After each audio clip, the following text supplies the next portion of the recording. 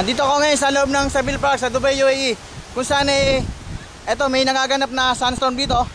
Sa lakas ng hangin makikita nyo may nabuwal dito po na. Dito ako nagtatrabaho sa Stargate oh.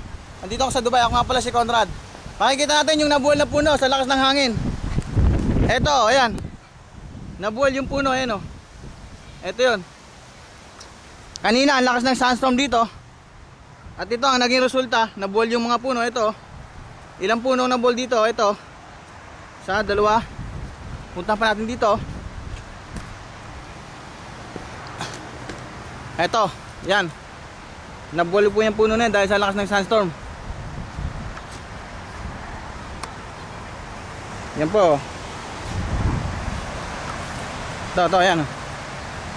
Ayan. Ang daming puno. Ang daming nabuwal. Yan. Mga nabuwal na puno. Yan, sa loob ng Seville Park sa Dubai, UAE.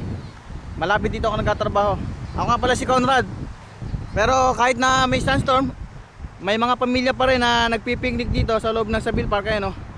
Biyernes kasi ngayon at ito lang ang araw ng pagpipiknik ng mga tao dito sa Dubai.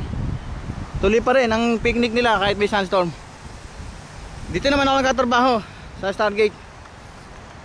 Ito yung dalawang katrabaho, oh. Ito yung dalawang katrabaho. Yan. Mga Indiano.